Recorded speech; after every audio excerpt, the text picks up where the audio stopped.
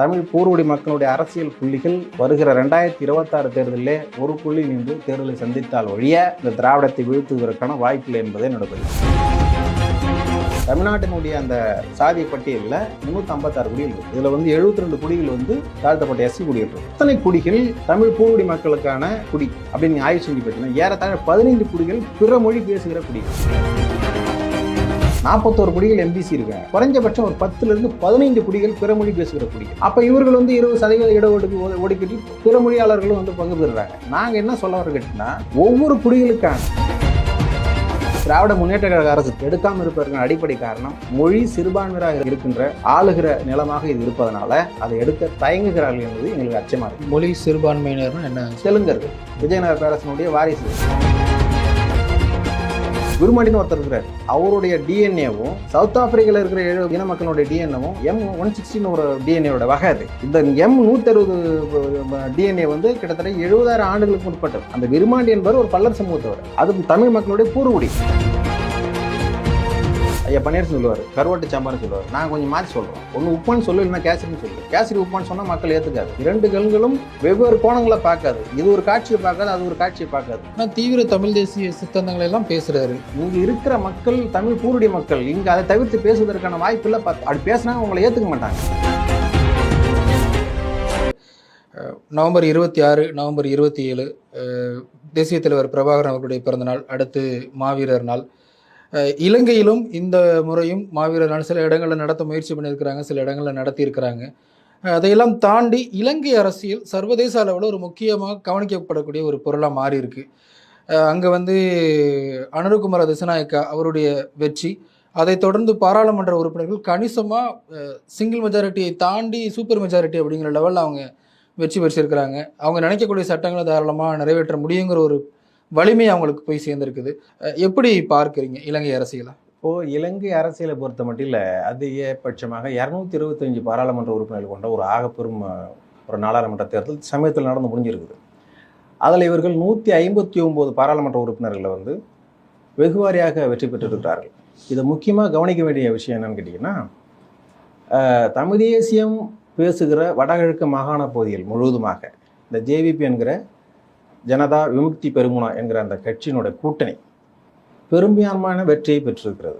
இந்த வெற்றி என்னை பொறுத்த மட்டில் தமிழ் தேசிய மக்களுக்கு, தமிழ் தேசிய அரசியலை முன்னெடுக்கிற ஆகப்பெரும் தலைவர்களுக்கு ஒரு கவன ஈர்ப்பாகத்தான் இருக்கும். ஏன்னு கேட்டிங்கன்னா, அந்த பகுதி முழுமையாகவே மட்டக்களப்பு, திருகோணமலை, கிளிநொச்சி, யாழ்ப்பாணம் இது போன்ற பகுதிகளில் முழுமையாகுமே JVP என்கிற அந்த அனுரகுமார திசாநாயக்கனுடைய கட்சி, அதனுடைய கூட்டணி பெருவாரியான வெற்றியை பெற்றிருக்கிறது. இந்த வெற்றி சிங்கள பௌத்த பேரினவாத அரசனுடைய ஆக பெரும் அகங்காரங்களை அந்த இடத்துல பதிய வைப்பதற்கான சூழலை கொடுத்திருக்கிறது.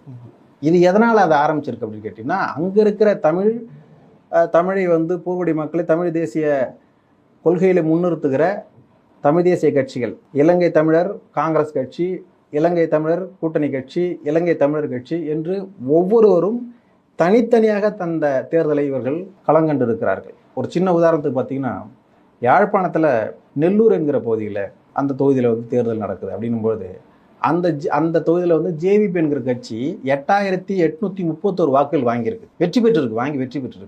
அந்த இடத்துல தமிழ் தேசிய அமைப்புகளாக இருக்கிற பல்வேறு கட்சிகள், தமிழ் காங்கிரஸ் கட்சி 2631 வாக்குகள், தமிழ் தேசிய கூட்டணி, தமிழ் கட்சி, தமிழரசு கட்சி, இப்படி என்று 4 வகையாக தமிழ் தேசிய அமைப்புகள் பிரிந்து வாக்குகள் பெற்றது 11,300.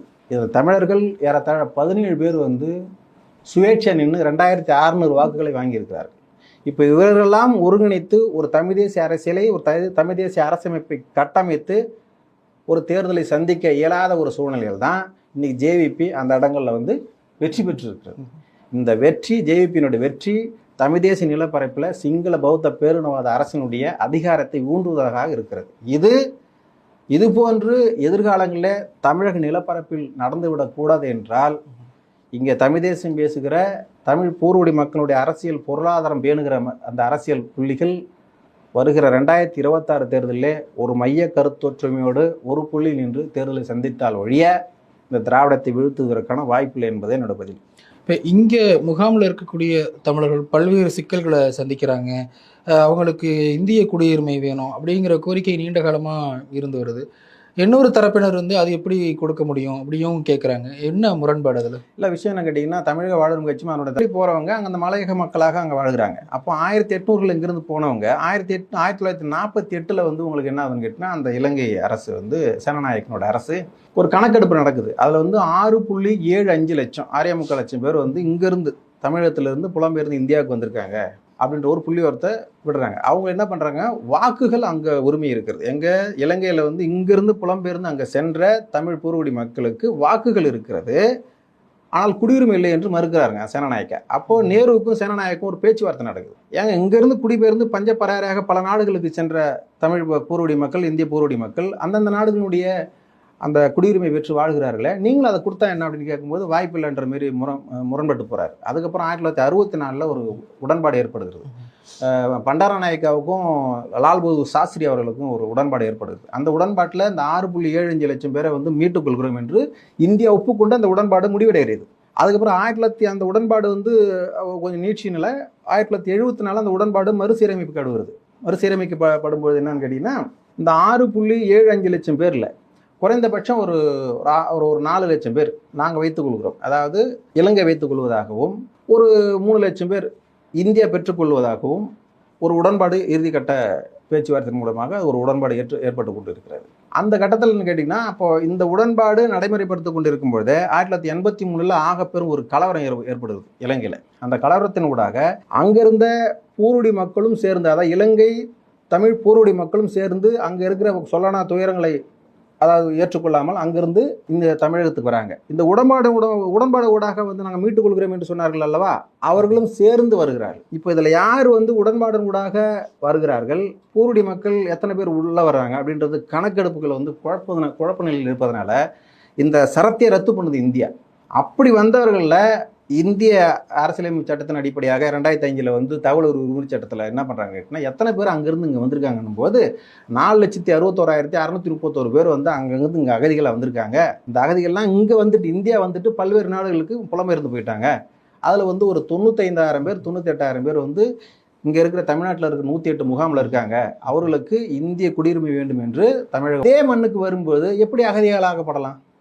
அது ஏற்புடையதல்ல தானே. என் மக்கள் என் இடத்துக்கு வந்துட்டான் அப்படின்போது அவங்களுக்கு வந்து ஒரு இடத்துல வந்து சர்வதேச ஆணையம் என்ன சொல்லுதுன்னா, ஒரு இடத்துல 25 ஆண்டுகள் வந்து நீங்கள் வந்து குடியிருந்துட்டாலே அந்த நாட்டினுடைய அந்த நிலப்பரப்பினுடைய குடியுரிமை பெற்ற நபராக நீங்கள் மாறிவிடுகிறீர்கள். இவன் 30 வருஷமாக இங்கே இருக்கிறான், முகாமில் அடைபட்டு இருக்கிறான், என் மொழி உடையவன், எங்கள் சொந்த பந்தங்களோட ஒரு உறவாடி நாங்கள் வந்து ஒன்று சேர்ந்து வாழ முடியாததற்கான அடிப்படை காரணம் எது இருக்குது?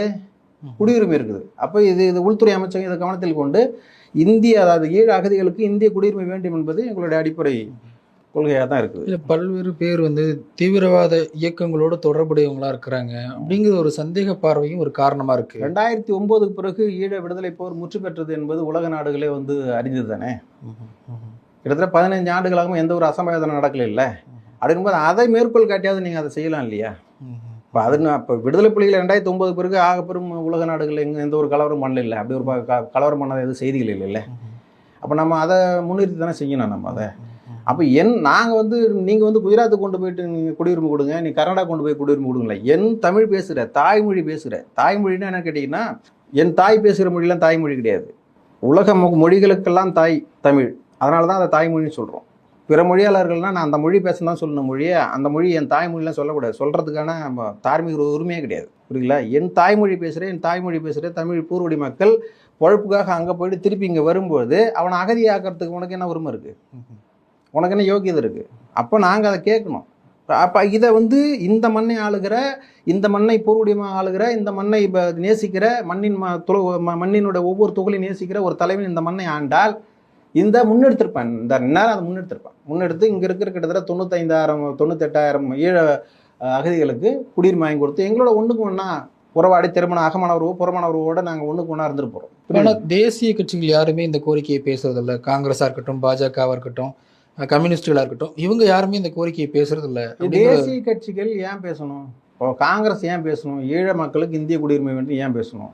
ஈழ விடுதலைக்கான ஒழிப்புக்கான அடிப்படை சாராம்சமே அங்கே தான். ஆரம்பிக்குது. அவர்கள் பேச மாட்டார்கள். பிஜேபி பேசுவதற்கான அவசியம் இல்லை. நாங்கள் யாரை பேசணும்னு கேட்டோம்னா 40 பாராளுமன்ற உறுப்பினர் வைத்திருக்க திராவிட முன்னேற்ற கழகம் பேசணும்னு நான் சொல்ல வரேன். இந்த தமிழ் பூர்வடி மக்கள் செலுத்திய வாக்கு தானே உங்களை மக்கள் பிரதிநிதி ஆகிருக்கு. நீங்கள் சட்டமன்றத்திலே பாராளுமன்றத்திலே போய் என்ன பண்ணு கேட்டீங்கன்னா இதை போல அகதிகளாக இருக்க 30 ஆண்டுகள் உறுப்பினர் வைத்திருக்க திராவிட முன்னேற்ற கழகம் பேசணும்னு நான் சொல்ல வரேன். இந்த தமிழ் பூர்வடி மக்கள் செலுத்திய வாக்கு தானே உங்களை மக்கள் பிரதிநிதி ஆகிருக்கு. நீங்கள் சட்டமன்றத்திலே பாராளுமன்றத்திலே போய் என்ன பண்ணு கேட்டீங்கன்னா இதை போல அகதிகளாக இருக்க 30 ஆண்டுகள் அகதிகளாக இருக்கிறார்கள்.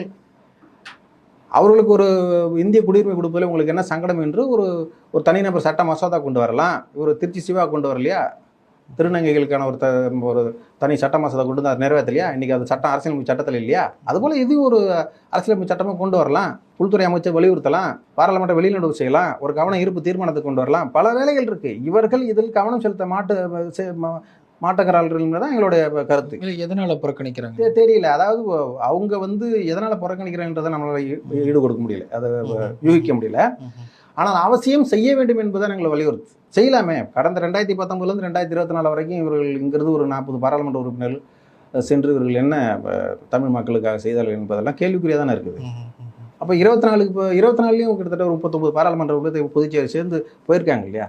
அப்போ இது மாதிரி சிறு வேலைகளாக இந்த மக்களை மகிழ்வதற்கான இல்லை சாந்தப்படுத்துவதற்கான வேலைகளாவது நீங்கள் செய்யலாம் இல்லையா? ஈழ விடுதலை போரில் அந்த நிலம் பறி போயிடுச்சு. இன்றைக்கி அது அதிகாரப்பூர்வம் பறி போயிடுச்சு.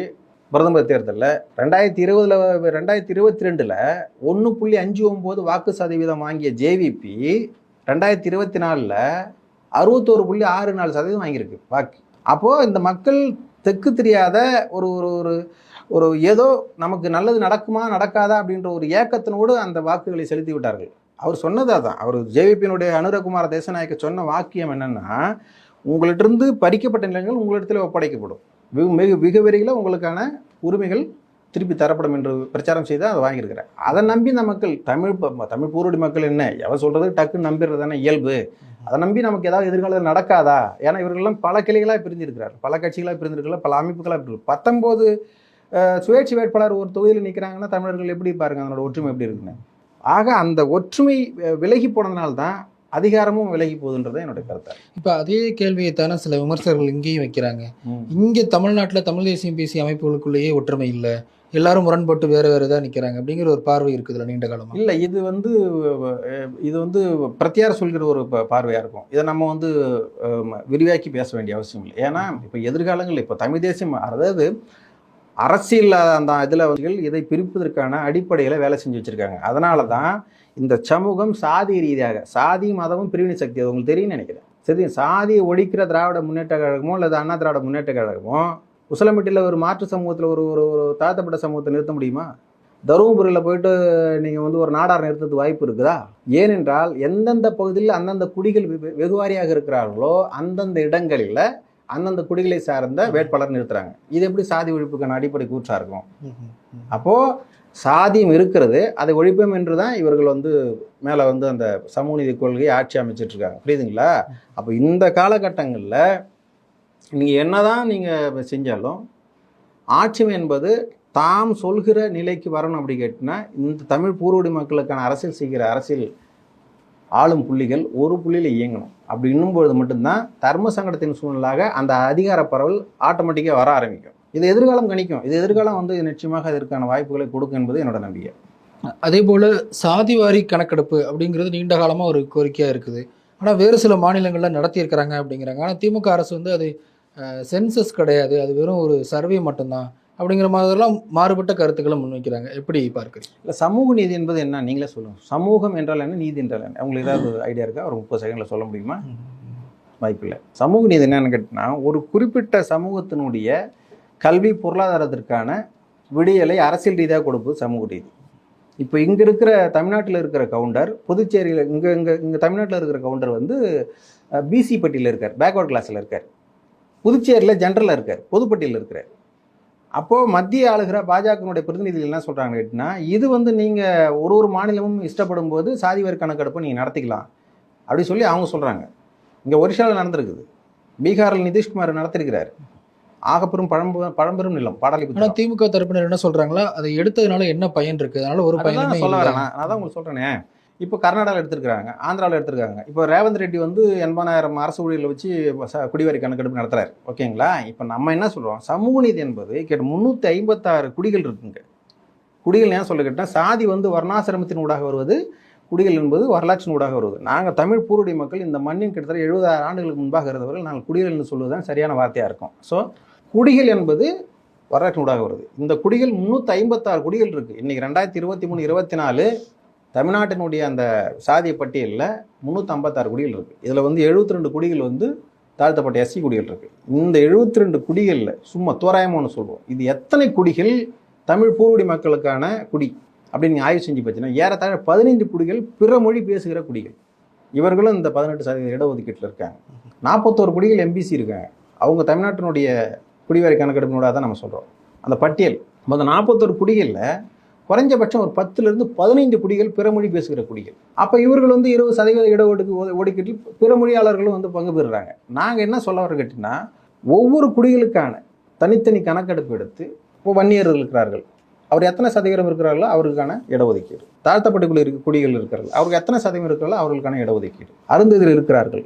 இப்படி ஒவ்வொரு குடிகளும் தனித்தனியே நீங்கள் வந்து கணக்கெடுக்கும்போது மொழி சிறுபான்மையர் யார், மொழி பெரும்பான்மையர் யார், பூர்வடி தமிழர்கள் யார், அதில் வந்து வன்னிய மக்கள் எத்தனை பேர் இருக்காங்க, அதில் வந்து பறையர் குடிகள் எத்தனை பேர் இருக்காங்க அப்படின்ட்டு தெளிவாகிடும் இல்லையா? அப்போ வந்து இதன் ஊடாக நீங்கள் கொடுக்குறது தான் சரியான சமூக நீதி, சரியான ஒரு இடஒதுக்கீடாக இருக்கும். இப்போ நீங்கள் கொடுக்கறது வந்து போலி இடஒதுக்கீடு. அதைத்தான் சொல்கிறேன் நான். குடிவாரி கணக்கெடுப்பினூடாக சரியான சமூக நீதி கிடைக்கும். இது 1920 மையப்படுத்துகிறாங்க சமூக நீதி. 1928 சுப்ராயன் அமைச்சரவையில் இந்த கொள்கை முன் வந்தது. எஸ் முத்தையா வந்து உங்களுக்கு கொடுக்குறாரு ஜீவோ, கம்யூனல் ஜீவோ கொடுக்குறாரு. இதுவரையில் சமூக நீதி சரியாக மக்களுக்கு சென்று இருக்கிறதா, சென்றதுக்கான தரவுகள் இருக்கா? சென்னை மாகாணம் இருந்தபோது குடிவாரி கணக்கெடுப்பில் என்ன பட்டியல் இருக்கோ அதை வச்சு தான் நீங்கள் சமூக நீதி பகிர்ந்து கொடுக்குறீங்க. அதனால் சாதி வாரி கணக்கெடுப்பு என்பது தமிழக வாழ்வுரிமை கட்சியினுடைய தலைவர் திரு வேல்முருகனுடைய மைய கொள்கை. அந்த கொள்கையில் வந்து சிறிதளவும் பிசுறலை. அதே திமுக தொடர்ந்து அது பாஜக தான் நடத்தணும், மத்திய அரசாங்கம் தான் நடத்த முடியும், மாநில அரசு நடத்த முடியாதுங்கிறது அழுத்த நிறுத்தமாக சொல்கிறாங்க. இல்லை அப்படின்னா ஏன் அப்புறம் வந்து நீங்கள் ரேவந்த் ரெட்டி நடத்துறாரு, 80,000 அரசு ஊழியர்களை வச்சு நடத்துறாரு, பக்கத்தில் தெலுங்கானாவில் நடத்துறாரு, கர்நாடகாவில் நடத்தி முடிச்சிருக்காங்களே, பீகாரில் நடத்தி முடிச்சிருக்காங்களே, ஒரிசாவில் நடத்தி முடிச்சிருக்காங்களே. அப்போ மாற்று பாஜக அரசியலாக பாஜக ஆளுகிற மாநிலங்கள் அல்லாத பிற மாநிலங்கள் வந்து சாதிவாரி கணக்கெடுப்பு நடத்திக்கலாம், பாஜக ஆளுகிற மாநிலங்கள் சாதிவாரி கணக்கெடுப்பு நடத்தக்கூடாது அல்லது முடியாதுன்றதை சொல்ல வராங்களா? என்னன்னு புரியல. அதனால் ஒவ்வொரு மாநிலமும் தன்னிச்சையாக நினைத்தால் குடிவாரி கணக்கெடுப்பு எடுத்து சமூக நீதியை சரியான முறையில் நிலைநாட்டலாம். இதை திராவிட முன்னேற்ற கழக அரசு, தற்போதைய அரசு எடுக்காமல் இருப்பதற்கான அடிப்படை காரணம் மொழி சிறுபான்மையாக இருக்கின்ற ஆளுகிற நிலமாக இது இருப்பதனால அதை எடுக்க தயங்குகிறார்கள் என்பது எங்களுக்கு அச்சமாக இருக்குது. மொழி